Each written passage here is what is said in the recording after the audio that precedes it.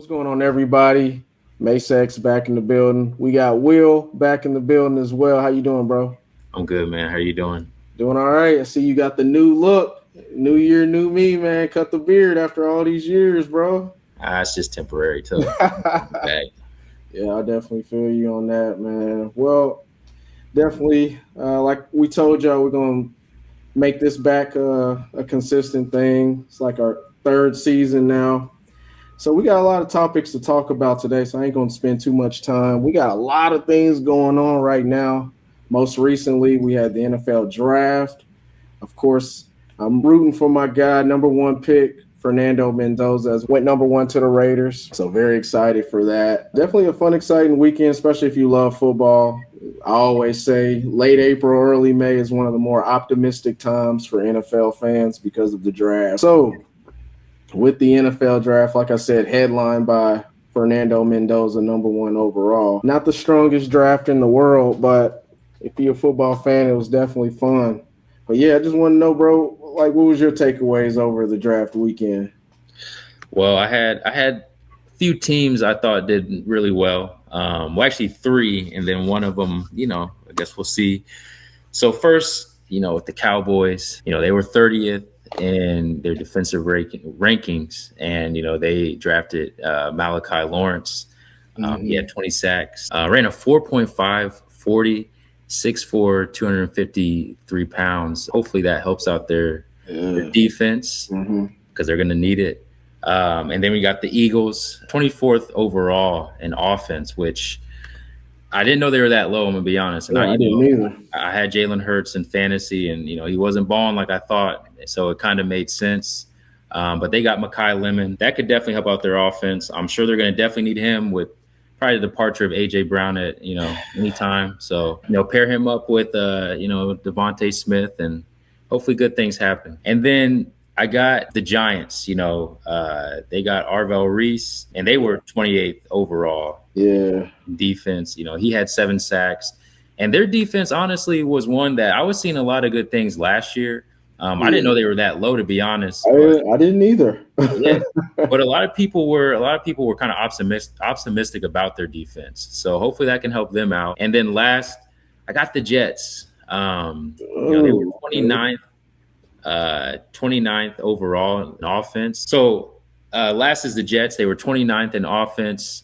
And they got Cade Klubnik. He threw for over 10,000 yards, had 64% completion rating, 73 touchdowns to 24 interceptions. And my thing, with the Jets, that's just, first off, they have Geno Smith.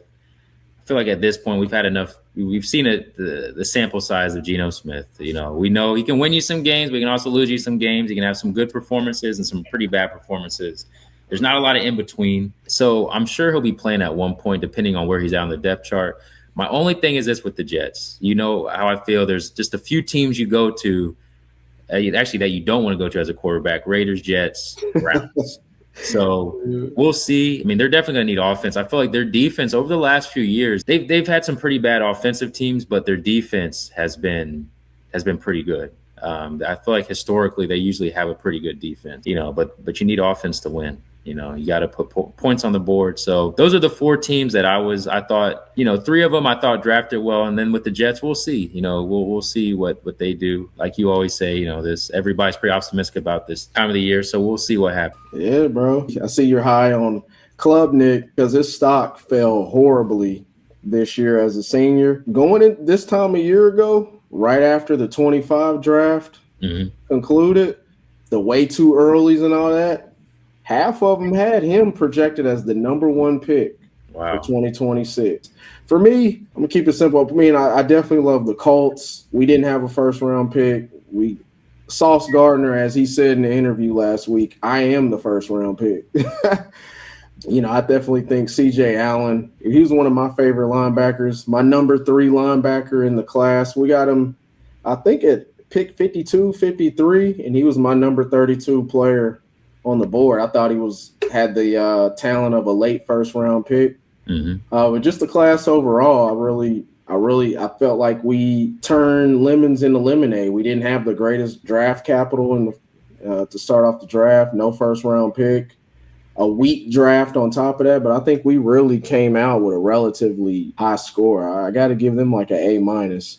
But my favorite draft was the Cleveland Browns. Mm-hmm. The Cleveland Browns, my number one offensive tackle, Spencer Fano out of Utah. If you guys watched my video a few weeks back, my big board, my Big Ten, I had Fano number 3 overall, way higher than consensus. Mm-hmm. So I think them getting him at pick 9, I wouldn't say it was necessarily a steal. He was still a top 10 pick, but I think he's going to be that left tackle. I think he can play left tackle, and I think he's going to be a formidable starter. And then they had a second first-round pick, Casey Concepcion, hell of a receiver. He's a yak guy. I don't see him as like any star wide receiver one, but I think on a Browns team with basically no good receivers, I think you go offensive line and then you get Casey Concepcion, who I do think at his ceiling will make a really good number 2 receiver. And then you keep going. They went and got another receiver who I actually had ranked higher at pick number 39. So 15 picks later, I think it was one of those where they saw Denzel Boston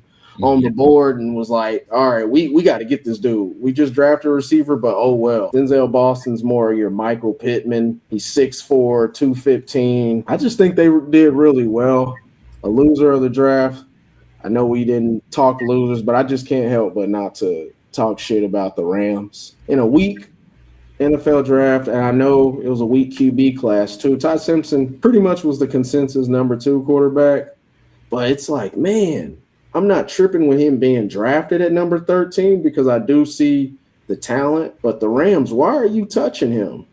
You got a small window, MVP quarterback with a really good offense and defense. McVay, great coaching staff.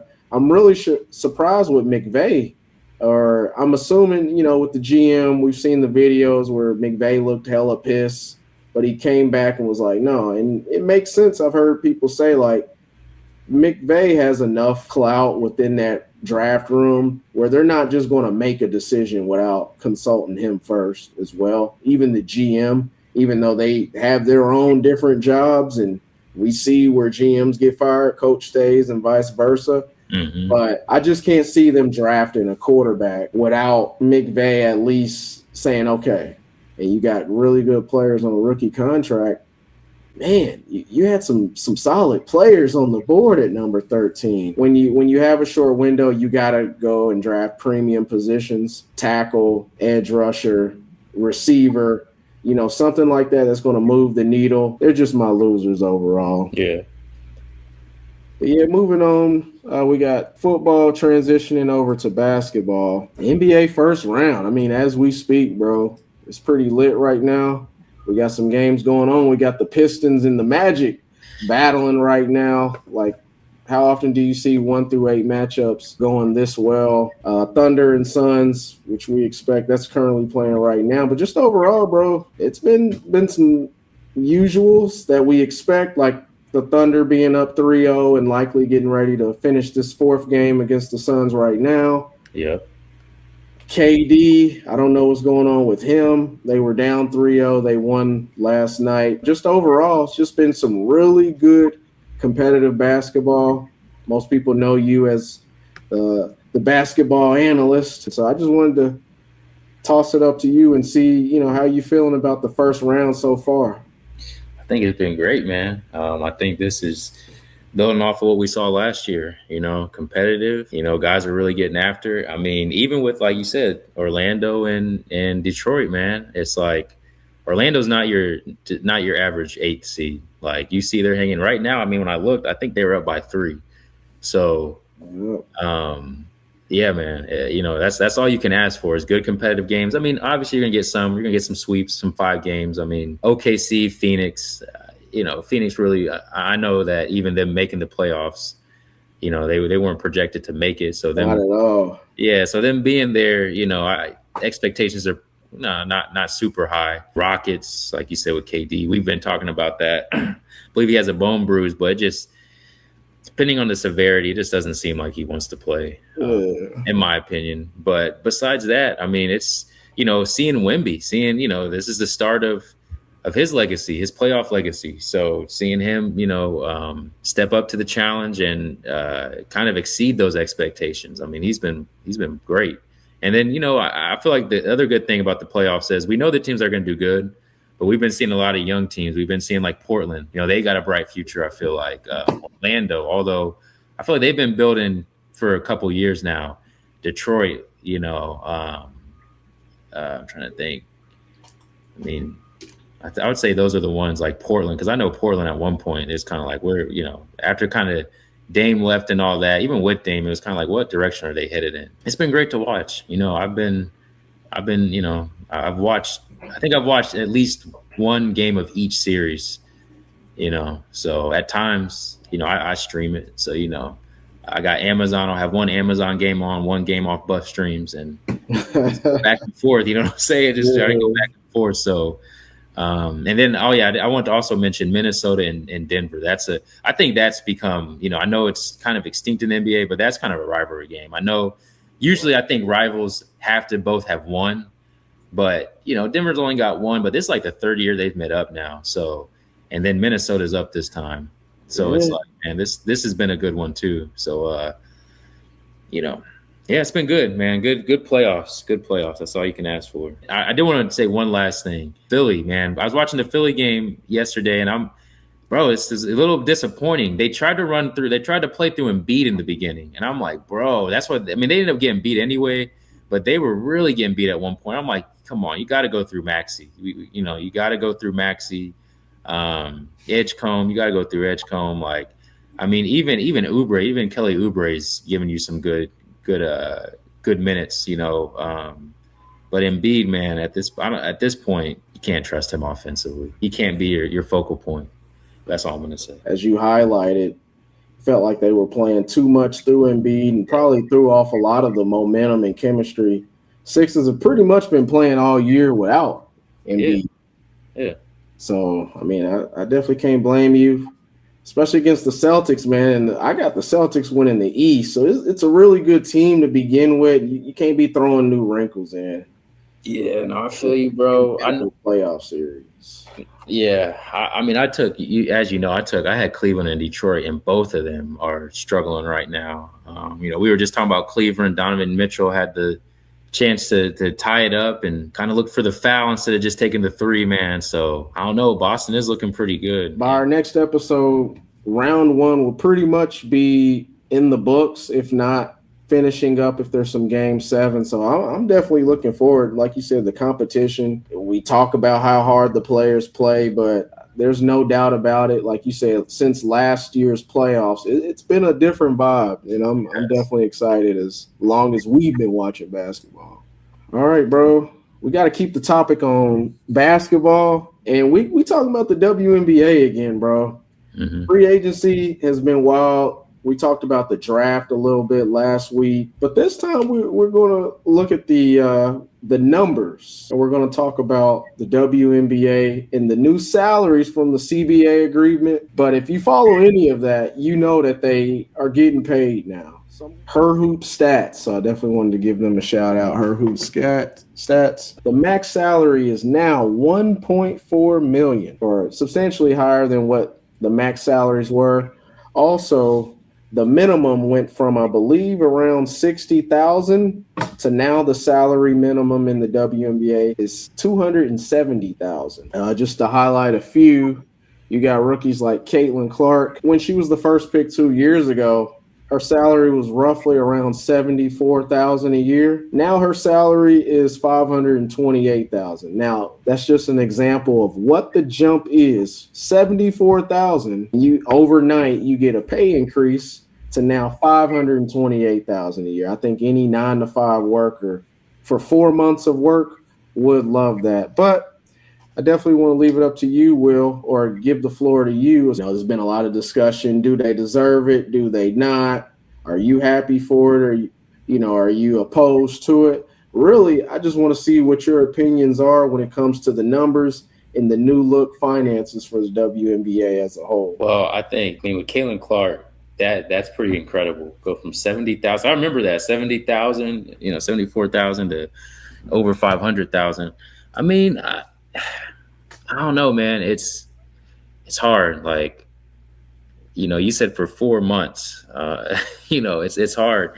I mean, I respect it, man. You can't be mad at them because, like I keep saying, depending on where they live, man, like, you're. I know they're not all millionaires, but you're gonna be pretty well off. But the only thing is this now, which I think you kind of can. This kind of opens a can of worms, just like we see in NBA, NFL at times. One person gets paid, the next person, like, my thing is this. I think I was telling you this on our voice message. What's Angel Reese going to ask for during her next contract? Like, what are certain people going to ask for now? You know what I'm saying? Probably making 350. Exactly. That's where I think it kind of gets hard. You know what I mean? Because we see that in the NBA, we see that in NFL, where people are starting to ask for crazy amounts of money, and that's where not everybody can be paid. And honestly, this never would have started, in my opinion, if Caitlin Clark never entered the league. Like, no matter what Asia Wilson's done, which has been great, that wasn't bringing the eyeballs and the attention that Caitlin Clark has brought. So I think Caitlin Clark probably need to be a millionaire. To be honest, she probably needs to be one of the ones making $1 million. But she's still on a rookie contract, so Right. and she has the Nike deal. I mean, I guess with this, with higher salary, just like in regular workers, just like us, if our salary goes up, our expectations go up. So if you're making $1 million now, I think you're going to have to play like you're making $1 million. You're going to have those type of numbers. So we'll just have to see. I mean, we'll just have to see if they can live up to it. Maybe this is what they needed. Maybe some players were folding underneath the pressure, but we'll definitely see. But I can't be mad at them, man. Like, be able to take care of themselves and their families, can't be mad at that, right? Man, I definitely can appreciate, like, it's nothing where I'm like they should play for free, but I'm just, man, I'm a numbers guy. Mm-hmm. I'm in the data world, and it's just like this doesn't logically make sense to me. Like, the inception was 1997. Mm-hmm. They've never even made neutral. They've definitely never been green. Let's say somebody, I know these are athletes and whatnot, but if me and you own a business, there's no way we're making it to 27 years straight in red, 28 years straight in red. But two, there's no way that we're going to be able to 5-6x our employees. That's just the way it is. Let's say I make $65,000 a year and our business is losing money. Like, how crazy would it be to come in there thinking, at the annual review, and I'm talking about, well, my worth this, my worth that. I think that, I make 60. I appreciate that. But I think about 400,000 is my desired salary. And I just look at them like they're going to sit back like you and have us cheese on your face, thinking like, okay, this dude must be insane. Let me not say nothing to like piss him off because I don't know where his brain is right now. And that's just where I'm at with the WNBA. It's like, well, no, they don't deserve these salaries, bro. I'm just keeping it a bean. I'm just not with it, man. They got to earn that shit. Well, can I push back a little bit? Yeah, because I'm critical of the WNBA, but this is the thing: got to blame two people. I hate to give this man blame because to me he's the best commissioner in sports, all-time best commissioner, David Stern. Like you said, started in 1997. He should have once they were going red, he should have shut it down. He should have been like, you know what, we try, because how many sports league we done seen the XFL they shut down. USFL. UFL shut down. It's not uncommon for a sports league to shut down if they're not ABA. And then even teams, Houston Comets, they won 4 titles in the WNBA. Yep, out of there. Yep. So we got to put blame on him, and then we got to put blame on your favorite commissioner of all time, Adam Silver, because let's be honest, he's the one giving out all that money, man. He's the one doing that. So. You know what I'm saying? Like, I can't even, that's why I say I can't be mad at the players. You know what I mean? Like, I can't be mad at them for taking the money. I can't. Like, I cannot be mad at them. I got to be mad at David Stern, rest in peace, and Adam Silver now. The worst commissioner and the best commissioner. I got to put some blame on them because they're the ones who's paying for this. They're footing the bill. They're the ones who get the bill at the end of the night. So I can't blame the players, man. Hey, I mean, of course, they definitely can't say no. Sorry, I don't think we do. I want to earn it first, but, But yeah, David Stern couldn't let the women's league fold. That wouldn't be good for optics, man. You know how many people well, oh, you guys are $1 billion. Even back then, they were $1 billion. You guys, how come you? Oh, that's sexist. You would help Not in 1997, 98, 90. No, bro. That maybe in 2010, people have been like, whoa, wait. But back then, early 2000s, we would have moved on. We would have been like, nah, you think so? I definitely think so. I definitely think people would have been like, we understand, bro. They're not making a profit. Now it's too late. Now the cat's out the bag. They're not going back in the closet. It's too late now. Now you have to start doing stuff like this. Nah, back then, nah. Because think about it. If you gave them 2 years, right? If in the first 2 years to 99, if you got rid of a team, bro, that won 4 titles, what's a league then? You know what I'm saying? You're talking about that's like scrapping the Bulls 6 championships. Well, that's the best team in the league. That means the league. There's a problem with the league then. You know what I'm saying? Like if the best team can get scrapped, the league can get scrapped, in my opinion. You know where I'm going. Now it's too late. Now when they ask for money, you got to give them the money, man. And I can't blame the players for asking. Yeah. Okay. Who would have knew we was talking a year ago? We'd be talking about the WNBA on an episode. A lot. Yeah. Anything's possible. And what else is also possible? More drama in sports. Just recently, I believe it was this morning, we got Paige Shiver. I call her Paige Side Chick Shiver, and Sherrone DEI Moore.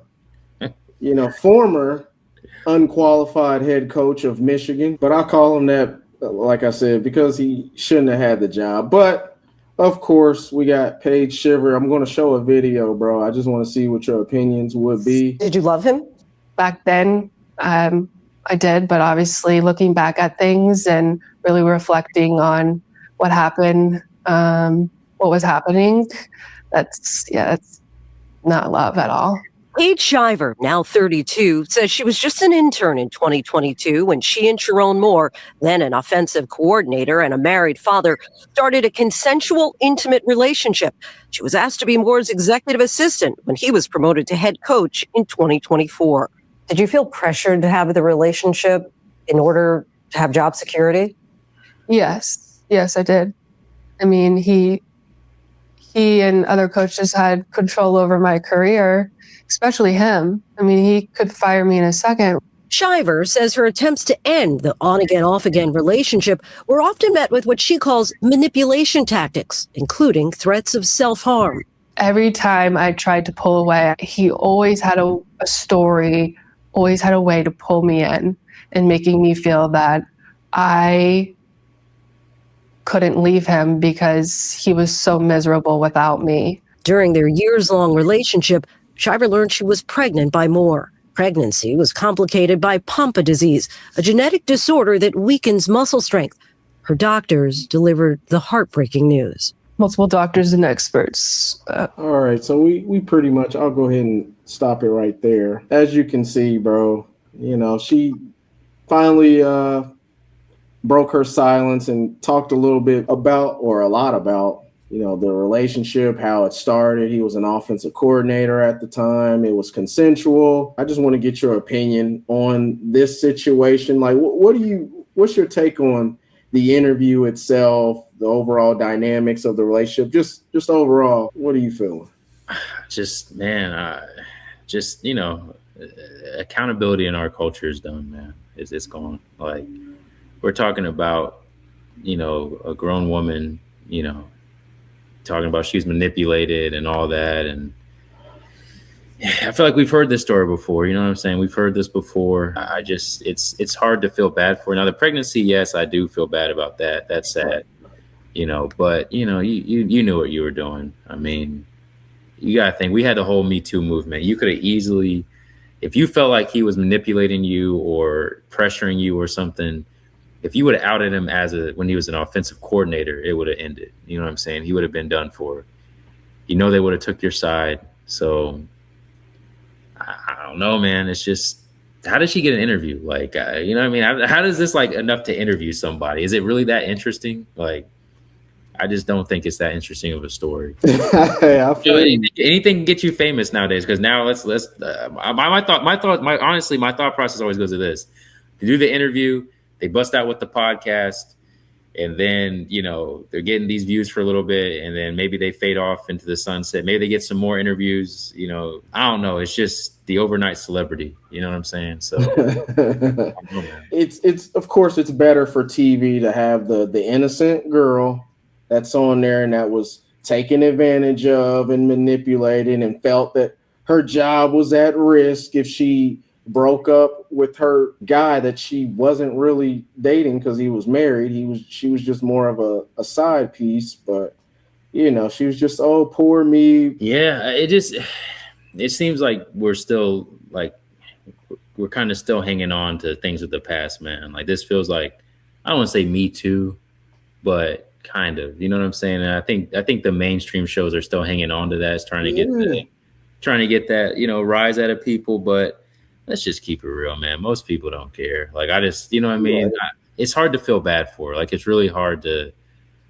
feel bad for, especially, the self-harm stuff and all that. I mean, you still gotta go, bro. You still gotta. Comment section was the number one word was accountability. At the end of the day, to me, you have all the leverage. You complain about him, he's gonna be gone. That's gonna and be. You knowingly it's like, no, you knowingly, you knew he was married, you knew he had kids, and you were still sneaking around on campus, off campus. You was having fun. Yeah, you liked him. Y'all were doing y'all thing as adults. That's it. You got caught, and that's it. And own up to it. And I'll be honest, because we see this with the Mike Vrabel stuff. It's like you rarely see in sports. You definitely don't see it in politics, but you rarely see it in sports where people say sorry, where they say, I made a mistake. You know what I'm saying? I think, honestly, I'm sure people have said it since then, but Mike Vick is probably the last person I remember that said, I made a mistake. And that was back in 2009. You know what I'm saying? That was 2009. So it's just, it's just, I think that's just gone at this point. I don't know, man. I mean, I guess we'll see how this plays out. Like I said, I expect maybe a couple more interviews from her, maybe a podcast, and then, get a little bit of money and fade off into the night, I agree. Sherrone Moore, he's, who wasn't qualified anyways for a job. Will never coach at the college level again. And then obviously she didn't deserve the role she was getting because she was, sleeping with staff and everything. As we move on to the end of the now, just wanted to, if you had any final takes or anything that was on your mind. Well, I don't know the last time this happened. I think it was 2007 with the Mavs and the Warriors. Looks like Orlando's going to go up 3-1 against Detroit. And Detroit had a lot of free throw opportunities. They missed a lot. And Orlando was missing shots at the end. I believe it's still 92, unless Suggs hit his free throws at 92-86. 94-86, 21 seconds. Yes. So I don't want to say it's a prediction, but man, we may be witnessing history. But I'm telling you, you can tell Orlando is not an average 8 seed. Like they're playing. Thought they were. Yeah, they're playing. They were average 8 seed. Well, I mean, the last 3 years, I feel like we've been hearing like they've been building on something. So yeah, but this year was not. That's why they were an 8th seed and play-in tournament and all that. They did not live to their expectations in the weak East. Yeah, no, I feel you. But we saw Miami do it. A couple years ago. And you never know. They may go to the second round and get beat, but we may be witnessing history. So that's my last little piece. Maybe watching an 8 seed beat a 1st seed. We don't never know. Or maybe seeing another side of history, a 3-1 lead blown. You never know. Right. Well, we'll find out next time we record next week. Yeah, we'll have our answer then. As far as most of what you said when it comes to this first round. So yeah, bro. Hey man. Well, appreciate you hopping on. No problem. Like I always tell y'all, if y'all made it this far in the video, we deeply appreciate it. Appreciate you, Will. Definitely, we work full-time jobs, so it's always good to, for you to reserve some time, and we chop it up sports just like old times. So yeah, man. We'll see y'all in the next video. We hope y'all have a good one. Peace. Shit.